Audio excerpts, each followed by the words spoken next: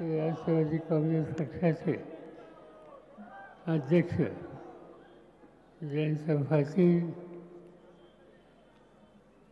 आमदार जितेंद्र आव्हाड, शिवसेना उद्धव बाळासाहेब ठाकरे यांचे नेते अर्थभाई शेख त्यांचं भाषण आपण या ठिकाणी ऐकलं. ते ज्येष्ठ कायदे पंडित ॲडव्होकेट असीम सरोदे, आम आदमी पक्षाचे पदाधिकारी धनंजय शिंदे, सचिन शेटे यांना निवडणुकीला निवडून देण्याच्या संबंधीचा विषय आपला आहे. ते आम्हा सगळ्यांचे उमेदवार सुरेश म्हात्रे उर्फ वयावा आणि उपस्थित बंधू वगैरे बऱ्याच वर्षाच्या नंतर आज मी कल्याणला येतो आहे. कल्याणला आल्याच्या नंतर अनेक गोष्टी आठवल्या, पण एक गोष्ट आठवली आणि जी इतिहासाचा भाग असावी आणि ती म्हणजे स्त्रीचा सन्मान करण्याच्या संबंधीची शिवाजी महाराजांनी जी भूमिका घेतली होती आणि त्यातून इतिहास झाला ती कल्याणच्या सुविधेच्या सुनेचा सन्मान. हा सन्मान केला कुणी?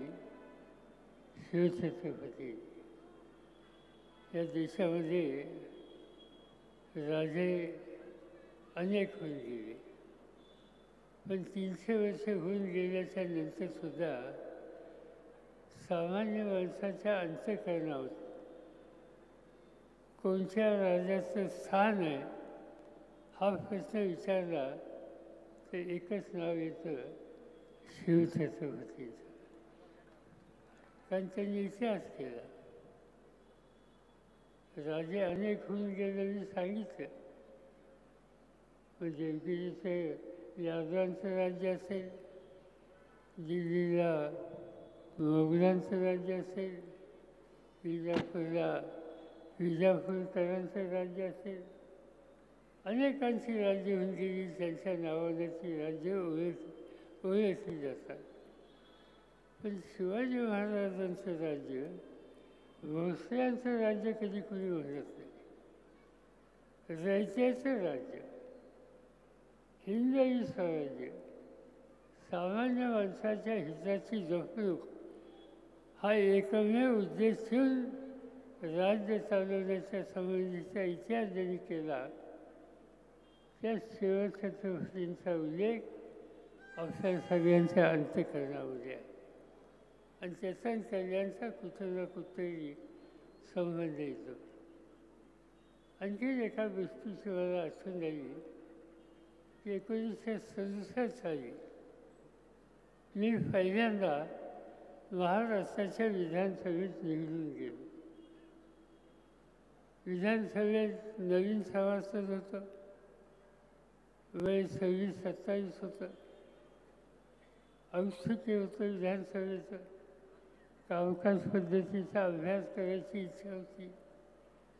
पण त्यावेळेला एक सभासद होते की ज्यांचं भाषण ऐकल्याच्या नंतर आम्हा त्या काळाच्या तरुणांना विधानसभेचं महत्त्व कळायचं आणि विधानसभेच्या माध्यमातून लोकांचे प्रश्न कसे सोडवता येतात या प्रकारचं मार्गदर्शन माझ्यासारख्या नवख्या सभासदांना होत असत. ते कुणाकडून? तर त्या ग्रस्तांचं नाव कृष्णराव धुळो. आणि कृष्णराव धुळो हे विरोधी पक्ष नेता होते. ते कल्याणमधून निवडून गेलेले होते आणि महाराष्ट्राच्या विधिमंडळामध्ये नाव कल्याणचं वाढवण्याचं काम करणाऱ्या लोकांच्या मालिकेमध्ये कृष्णराव धुळोंचं नाव हे कटाक्षाने घ्यावं लागेल. आज तिचं वजन आहे. आज लोकसभेच्या निवडणुकीला आपण जाऊया. निवडणूक जवळ आहे. सगळ्या जगाचं लक्ष या निवडणुकीकडे आहे. मध्यंतरी बारामतीला इलेक्शनचा शुभारंभ करायचा होता. आपल्याकडं आपण नारळ फोडतो आणि नारळ फोडायचा कार्यक्रम होता. त्या कार्यक्रमाला मी गेलो होतो. हजारो लोक होते. पण एका कोपऱ्यामध्ये एक तरुण माणूस उभा होता. काही नोट्स घेत होता. मला आश्चर्य वाटलं, हा कोण माणूस आहे? बाहेरचं दिसतंय, तरुण आहे. कार्यक्रम संपला आणि त्या तरुणाला मी बोलवलं. त्याला विचारलं, आप कहाँ से आहे? त्याने सांगितलं न्यूयॉर्कवरून आलो. म्हटलं न्यूयॉर्कवरून आला आणि नारळ फोडायच्या कार्यक्रमाला आला?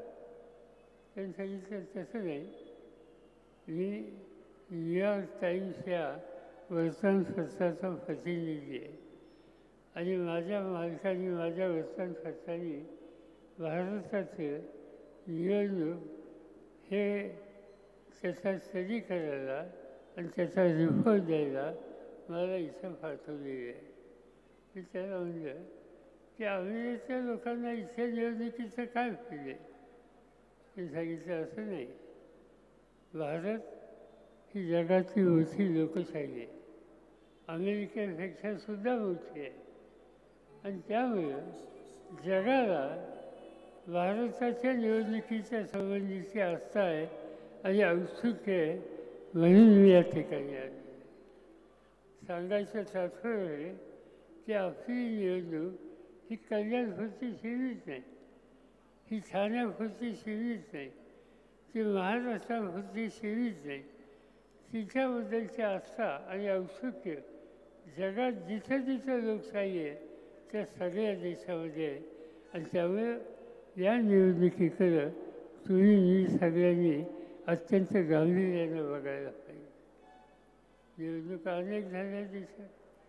47 साली स्वातंत्र्य मिळालं, 52 साली पहिली निवडणूक झाली आणि त्यानंतर आजपर्यंत अनेक निवडणुका देशात झाल्या. त्या निवडणुकीच्या मधून अनेक नेते देशाचं नेतृत्व करण्यासाठी पुढे आले आणि त्यामुळे निवडणूक, नेता, नेतृत्व करणारी व्यक्ती या सगळ्या गोष्टीच्या संबंधीचा गांभीर्याने विचार केला पाहिजे. आज काय दिसतं देशात? नरेंद्र मोदींच्या हातात गेले 10 वर्ष देशाची सत्ता आहे. 10 वर्ष झाली. कसं राज्य चालवतं? सगळ्या महाराष्ट्रात हल्ली त्यांचं फार प्रेम आहे.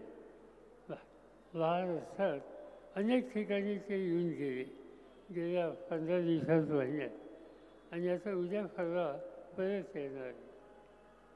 मला आठवतं आहे की आम्ही जो कॉलेजमध्ये शिकत होतो पुण्याला, त्यावेळेला जवाहरलाल नेहरूंचं भाषण निवडणुकीच्यासाठी झालेलं ऐकलं होतं.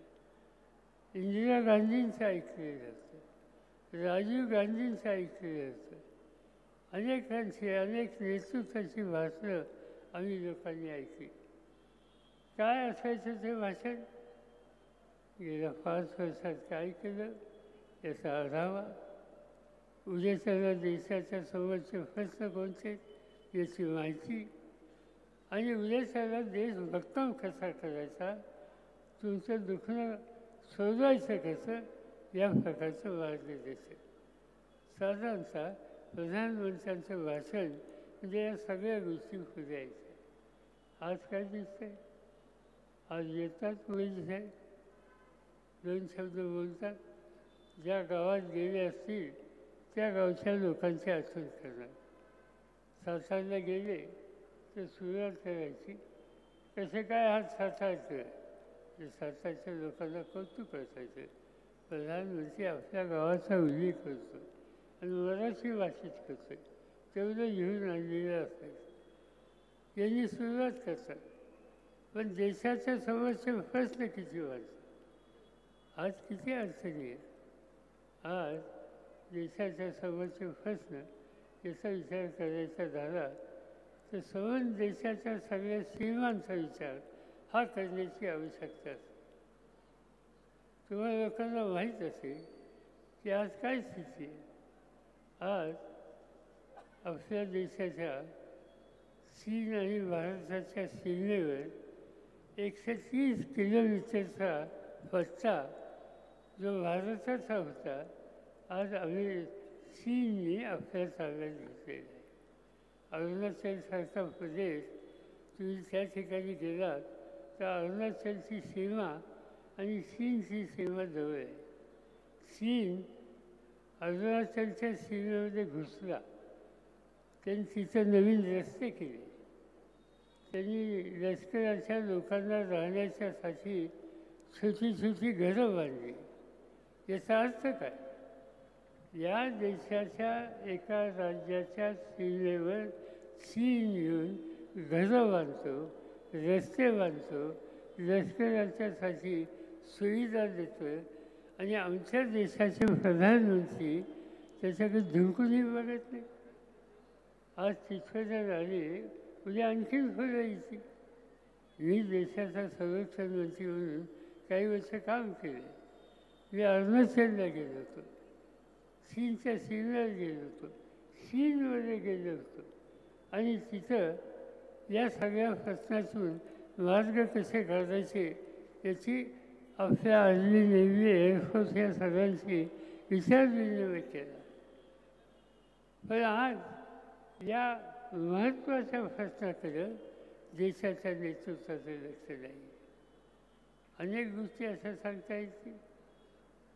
शेवटी देशाचं ऐक्य ही गोष्ट अत्यंत महत्त्वाची आहे. आज काही गोष्टी सांगितल्या जातात.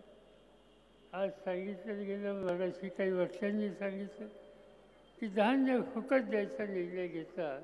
मोदी साहेब सगळीकडे सांगतात धान्य हे फुकट तुम्ही देऊ शकता, पण ते आले कुठलं, कुणी आणलं, कुणी कष्ट केले. मला आठवतं आहे की मी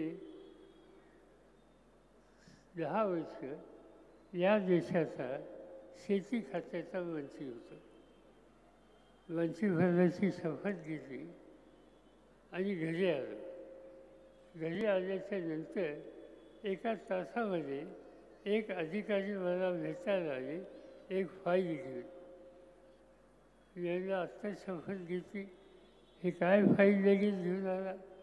त्यांनी सांगितलं अत्यंत महत्त्वाचा विषय. म्हणजे काय विषय? विषय असा होता की या देशाचे गोडाऊन्स आहेत, त्या गोडाऊन्समध्ये 2 महिने पुरेल एवढं धान्य होतं. 2 महिन्याच्या आत परदेशातलं धान्य आणायचा निकाल घेतला नाही तर या देशामध्ये उपासमार व्हायची शक्यता आहे आणि म्हणून त्याच्यावर सही करा. मी फार अस्वस्थ झालो. मी शेती म्हणते, या देशाच्या शेतीतून धान्य पिकाची जबाबदारी माझ्यावर आणि परदेशातून धान्य आणायचं. या देशाच्या काळ्या आईशी इमान राखणारा शेतकरी घाम घालतो, कष्ट करतो, धान्य पिकवतो, देशाची गरज भागवते. असं असताना त्या शेतकऱ्याचं कर्तृत्व बाजूला ठेवायचं आणि परदेशातून धान्य आणायचं. मी काही सही केली नाही. दुसऱ्या दिवशी मनमोहन सिंगांचा, ते प्रधानमंत्री होते, त्यांचा मला फोन आला. मला त्यांनी विचारलं, पवार साहब आपके पास कोई फाइल आई है? मैंने हाँ आई है. तो आपने क्लियर की? मैंने नहीं की. आपने देश में कितना अनाज है इसका अंदाज़ा लिया? मैंने लिया. आप इसमें जल्दी से जल्दी क्लियर करो, नहीं तो देश में अनाज नहीं, ऐसी स्थिति हो जाएगी और दंगल होने की संभावना है. ही स्थिती या देशाची होती. पण आम्ही लोकांनी धोरणं बदलली. शेतकऱ्याच्या मालाला उत्तम किंमत दिली. नवीन नवीन जाती आल्या. विविधानं चांगल्या दर्जाचं दिलं. 10 वर्षाच्या या कालावधीच्या नंतर ज्यावेळेला मी या देशाच्या शेती खात्याचं काम सोडलं त्या दिवशी हा देश जगाचा गहू पिकवणारा 1 नंबरचा देश झालेला होता. हा देश जगाचा तांदूळ पिकवणारा 1 नंबरचा देश झाला होता. हा देश भाजीपाला आणि फळं हा पिकवणारा जगाचा 1 नंबरचा देश झालेला होता. हे कसं घडलं? हे काय मी एकट्याने केलेलं आहे. या देशाच्या कोट्यावधी शेतकऱ्यांनी कष्ट केले आणि त्यांना कष्ट करण्याच्यासाठी चांगली किंमत मिळेल, खतं औषधं मिळतील, बियाणं मिळेल याची खबरदारी केली. त्यामुळे हे घडू शकतं. आज मोदी जे सांगतात की मी सवन गरीब लोकांना फुकटचं अन्न देतो, ते मोदी देत नाहीत. त्या शेतकऱ्यांनी घाम गाळला, त्यांनी कष्ट केले, त्यांनी उत्पादन वाढवलं. त्यामुळं आज मोदींची ही ताकद झालेली आहे. हे या देशाच्या संबंधीचं. पण मोदींना त्याची फिकर नाही.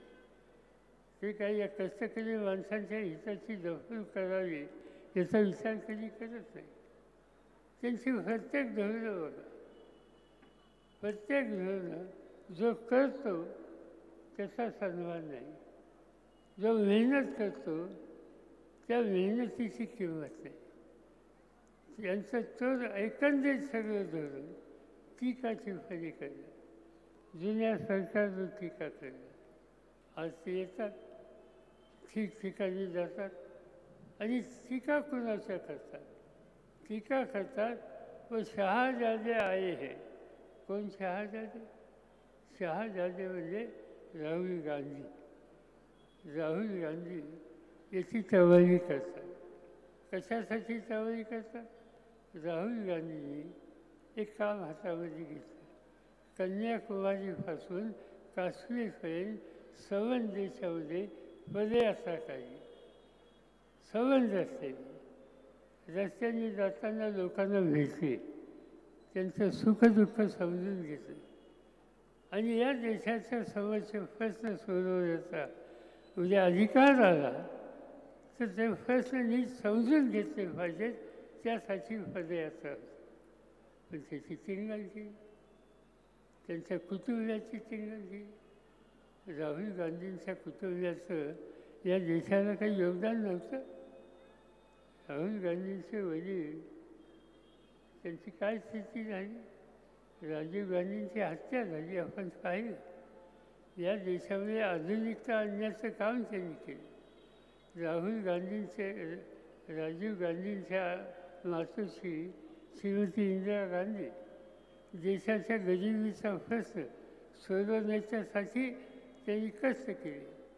पाकिस्तान वस्तवादपणानं वागतो म्हणल्याच्या नंतर एका पाकिस्तानचे 2 तुकडे केले, बांगलादेशची निर्मिती केली आणि जगाला भारताची ताकद काय हे दाखवण्याचं ऐतिहासिक काम इंदिरा गांधींनी केलं.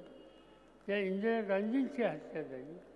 इंदिरा गांधींचे वडील जवाहरलाल नेहरू स्वातंत्र्य आंदोलनामध्ये 13 वर्ष तुरुंगामध्ये होते. स्वातंत्र्य मिळाल्याच्या नंतर त्या स्वातंत्र्याला लोकशाहीच्या माध्यमातून अर्थ मिळावा यासाठी प्रयत्नांची पराकाष्ठा केली. इतकं मोठं योगदान गांधी नेहरू कुटुंबाचं असेल, त्यांनी केलं. त्याचं कर्तृत्व मान्य केलं पाहिजे, त्याचा सन्मान केला पाहिजे. व आज नरेंद्र मोदी या देशाच्यासाठी सर्वोच्च त्याग करणाऱ्या या कुटुंबियांचा सन्मान करणं तर सोडत, पण त्याची चिंगल चवावी हे करण्याच्या उद्देशाचा विचार करतात. लोकशाहीवर यांचा विश्वास किती आहे याची शंका आज माझ्यासारख्याला नाही तर आपल्या सगळ्यांना सुद्धा आहे. किती उदाहरणं देत आहेत. इथं संजय राऊत येऊन गेले, त्यांचं भाषण झालं. शिवसेनेचे ते नेते आहेत, सामनाचे संपादक आहेत.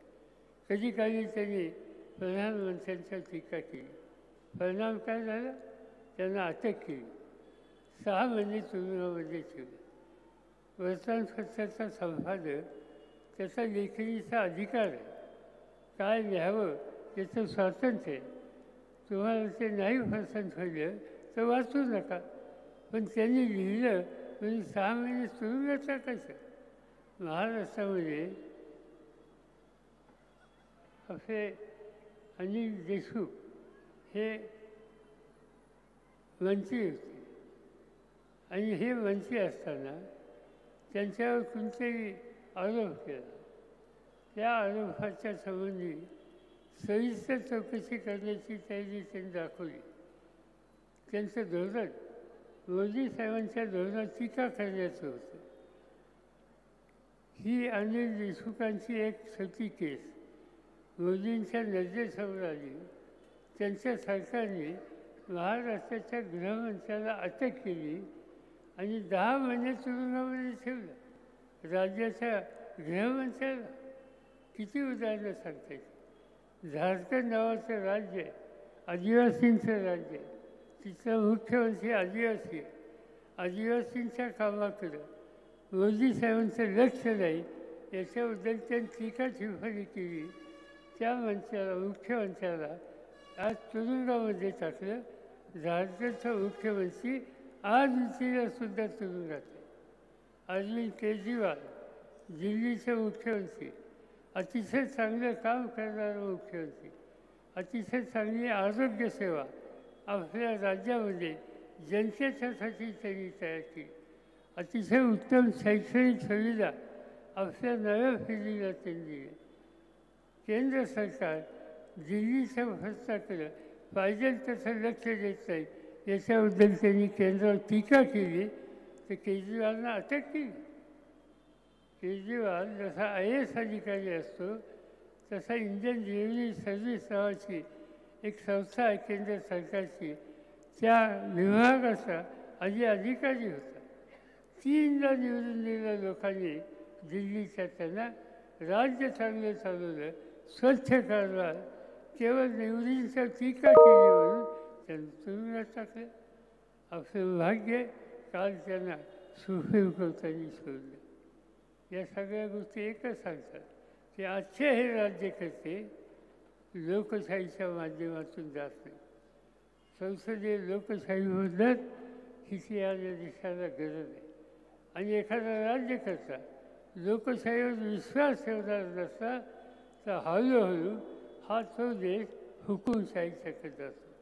आणि आजची मोदींची पावलं ही हुकूमशाहीच्या रस्त्याने जाणार याची नोंद तुम्ही मी सगळ्यांनी घेतली पाहिजे.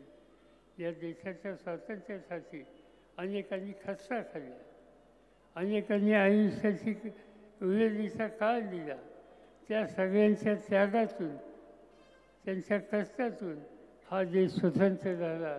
त्या स्वातंत्र्यावर आज जर कुणी गदा आणत असेल तर तुम्हाला मला जागं व्हावं लागेल आणि त्या प्रवृत्तीचा पराभव करायचा निर्णय हा उद्या आपल्याला करायचा आहे. आणि त्यासाठी ही निवडणूक महत्त्वाची. मला आनंद आहे की आज या ठिकाणी सुरेश वाटेंच्या उर्फ बाळा मामासारख्या एका चांगल्या कार्यकर्त्याला आम्ही सगळ्यांनी मिळून लोकसभेत पाठवण्याच्यासाठी तुम्हा सगळ्यांच्यासोबत सादर केला. मतांचा विक्रम करा, त्यांना निवडून द्या. मी तुम्हाला खात्री देतो त्यांना देशाच्या लोकसभेमध्ये पाठवल्याच्या नंतर कल्याण काय, ठाणे काय, भिवंडी काय या भागातल्या लोकांचं उत्तम काम करणारा प्रतिनिधी म्हणून त्यांचा नावलौकिक हा संबंध देशात होईल या प्रकारची काळजी आम्ही घेऊ. मी स्वतः पार्लमेंटचा मेंबर अजून 2 वर्ष आहे. माझ्यासारख्याची पूर्ण मदत ते पार्लमेंटमध्ये आल्यानंतर त्यांच्याशी राहील, त्यांच्या पाठीशी राहील. आणि कल्याण या भागाचे जे जे प्रश्नांची त्या प्रश्नाची सोडवणूक करण्यासाठी मी आणि माझे जे सहकारी असतील आमच्या सगळ्यांची साथ त्यांना राहील हा विश्वास त्यांना आणि तुम्हाला देतो आणि माझे 2 शब्द संपवतो.